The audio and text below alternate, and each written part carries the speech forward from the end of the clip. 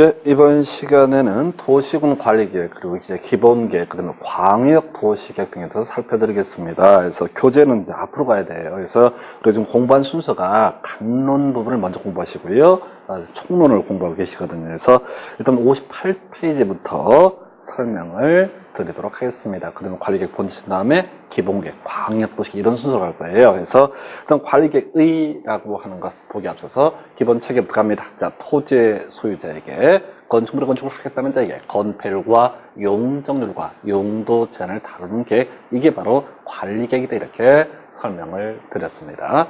그리고 이 관리계획의 내용은 뒤에 보겠지만 용도지역, 지구구역, 기반시설, 지구단위계획 이런 것들이 주된 관리계획 이외에 도시 개발사업, 정비사업은요, 바로 도시개발법과 정비법을 통해서 따로 이 규제가 이루어지게 됩니다. 관리계획은요, 기본적으로 입안에서 결정한 과정을 거친다라고 이렇게 공부를 하셨어요. 그래서 이 5개 용도지역부터 지구단위계획까지를 묶어서 이제 설명을 드리게 될 거예요. 근데 앞에 강론이 정확히 정리가 되셨다면 뒤는 당연히 쉽게 가겠죠. 그래서 자, 여기서 먼저 의라고 하는 거 16회 구성이 됐었고요.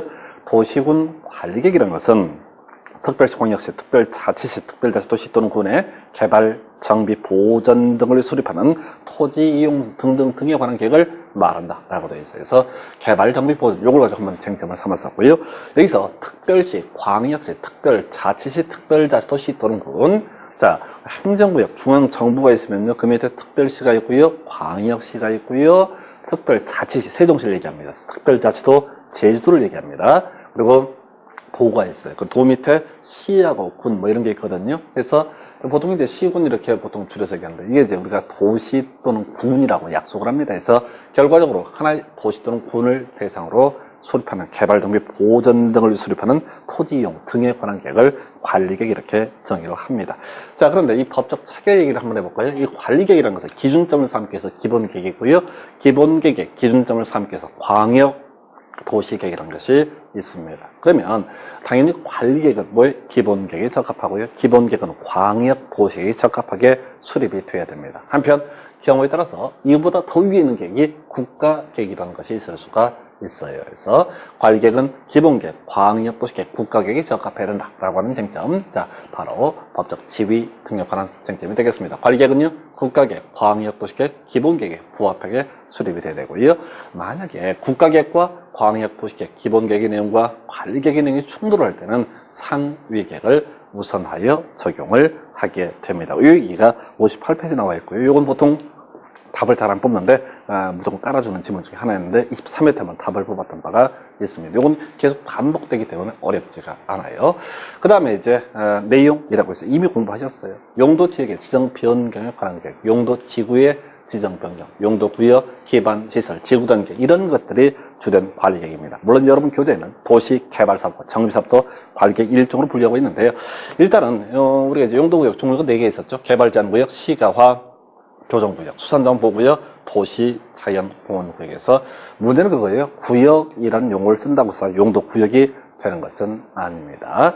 자, 4개만 용도구역. 앞으로의 구역이란 말을 많이 공부하십니다. 그 문제도 23회 때 나왔던 개발 밀도 관리구역, 또 나중에 기반시설 부담구역 이런 거 나올 수 있거든요. 구역이라는 용어를 쓴다 다 용도구역이 되는 게 아닙니다. 같은 맥락에서 용도지구 우리 종류 공부하신 게 고경미, 보시취계, 특방방 이따 식 공부하셨어요. 그래서 지구라고 하는 것이 다 용도지구가 되지는 않습니다. 예를 들어서 택지개발지구 공부하셨죠? 예, 그 용도지구가 아닙니다.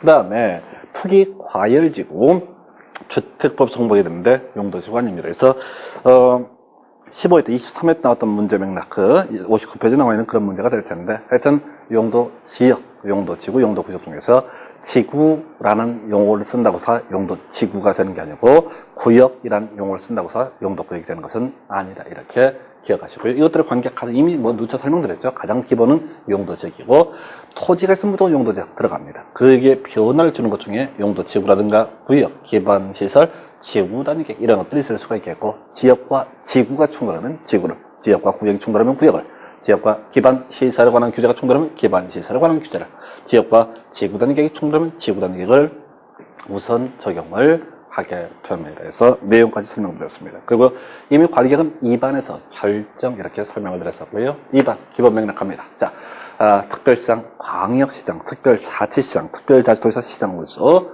아까 보통 줄여서 시장군수라 부르게 될 겁니다. 자, 자신의 관할 구역에 대해서 관리계획을 2반 해야 된다. 자, 이런 원칙적인 명제는 직접 시험 문제의 구성은 되지 않습니다. 그러나 기본 틀을 잡으셔야 돼요. 그래서 자, 시장군수가 자신의 관할, 자신의 시 또는 군을 대상으로 2반해야 된다라고 되어 있고요. 자, 이때 예외적 2반권자 있습니다. 그래서 도지사 또는 국토부 장관 이렇게 되어 있어요. 그래서 먼저 경우는 시장군수 대신에 도지사가 대신 2반할 수도 있고요. 특별시장, 광역시장 이런 사람 대신에 국토부 장관이 2반을 할 수 있습니다. 시험에 나오는 건요. 국토부 장관 관련해서 국가 계획과 관련된 경우라는 표현 나와 있죠. 요것만 지문이 짧기 때문에 구성을 할 수 있고요. 나머지는 구성하지 못합니다. 그래서 자, 하여튼 도지사, 국토부 장관 2반할 수 있다. 이렇게 보시겠고요.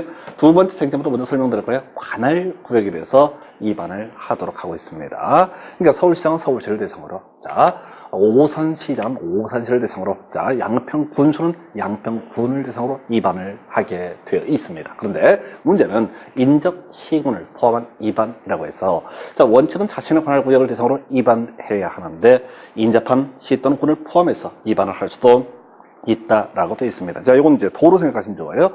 만약에 서울과 구리라는 도시가 맞닿아 있는데요. 서울시장은 서울시 내 도로 만들고 구리시장은 구리시 내 도로를 만들 거야. 도로는 기반시설이거든요. 그런데 만약에 각각 따로 만들게 되면 어떤 문제 발생해요? 도로 연결 안 되는 수가 발생할 수 있습니다. 그런 경우를 상정해서 원칙은 자신의 관할 구역인데 인접시군 포함해서 2반할 수 있다. 그래서 여기 기본계획 파트가 똑같거든요. 그래서 기본계획 파트에서 지난번에 인접시군을 포함해서 기본계획 수립할 수 있다. 이게 나왔거든요. 그러면 이것도 한번 예상을 해볼 수 있겠습니다. 자, 이 관련해서요. 지금 여러분 교재로는 60페이지인가요? 바로 2반의 제한이라고 해서 쟁점이라는 부분이 문제가 됩니다. 그래서 지금 결과적으로 시장군수, 도지사, 국토부 장관 등 행정청이 2반을 합니다. 그 얘기를 다르게 얘기하면 주민은 2반을 할 수가 없습니다. 그런데 주민은 용도 지역부터 지구단위계획까지 이 5개 관리 계획 중에서 자신의 삶과 마을 전체 삶과 직결되어 있는 부분 2반을 해달라고 부탁을 할 수가 있습니다. 근데 모든 관리 계획이 아니라 마을 전체 이익과 연결되는 기반 시설의 설치, 정비 계획, 그리고 일정한 지역을 대상으로 건폐율 등을 따로 규제했던 지구 단위 계획에 대해서 제한할 수 있다라고 해서 이게 뭐 나머지는 그 이슈 아니고요. 이게 핵심이야. 그래서 이게 틀리게 하려면 주민은 뭐 개발 제한 구역 제한할 수 있다. 틀리게 뽑죠. 개발 제한 구역은 용도 구역입니다. 기반 시설 지구 단위 계획이 아닙니다. 그래서 이것도 자주 나오는 그런 쟁점이 되고 기타 2반 제한을 받은 자 45일내 원칙적으로 45일내 반영 여부 통보 비용 부담 원칙적으로 2반권자가 부담해야 되는데 제한되게 부담케 할 수 있다. 이 정도 해서 하여튼 답을 뽑는다면 기반시설, 지구단위 계획 대신에 여기다가 개발 제한구역, 시가화 조정구역 제한할 수 있다. 이런 식으로 틀리게 구성을 하게 될 겁니다. 그래서 요거 이슈가 되겠고요. 그 다음에 이제 마지막 쟁점 2반해야 된다라는 부분에 있어서 바로 쟁점 2반의 기준 등이 되겠습니다. 그래서 자, 일단은요 기준 관련 차등 2반이라고 해서 여러분 교재는 61페이지에 나와 있습니다. 상당히 길어요. 자, 핵심은 기억합니다. 차등을 두어 2반하여야 한다라고 해서 이게 뭐냐면 사람 많이 모여 사는 동네는 도로, 학교, 공원 넓게, 사람 없는 동네 도로, 학교, 공원 좁게, 이게 바로 차등 2반 이렇게 기억을 하도록 합니다. 그래서 제목을 외우셔야 돼요. 차등을 두어 2반하여야 한다라고 되어 있는 거. 그럼 동시에 2반. 자, 요거는 앞에서 공부하신 주제로 연결되어 있어요. 관리계획은요, 기본계획에 적합하고, 기본계획은 광역도시계획에 적합하게 수립해야 됩니다. 그렇게 되려면 먼저 광역도시계획을 만들고, 그 다음에 거기에 맞춰서 기본계획을 수립하고, 거기에 맞춰서 관리계획을 2반을 해야 됩니다. 그런데 관리계획을 빨리 조속히 2반할 필요가 있다고 인정되면 광역도시계획 그리고 기본계획과 함께 2반할 수 있다 해서 18회 시험에서 함께 2반할 수 없다라고 해서 틀리게 뽑았던 바가 있습니다. 그래서 자, 이 정도. 차등 2반은 13회 때는 요즘이 잘 안 나오고 있고요. 기준 항상 기억하셔야 됩니다. 기준은 국토교통부 장관이 정합니다. 그래서 앞에서 공부하셨던 지구단위 계획 수립 기준도 그렇고요. 개발 밀도 관리구역 지정 기준, 기반시설 부담구역 지정 기준, 관리계획 수립 기준, 나중에 기본계획 수립 기준, 광역도시계획 수립 기준, 기준은 다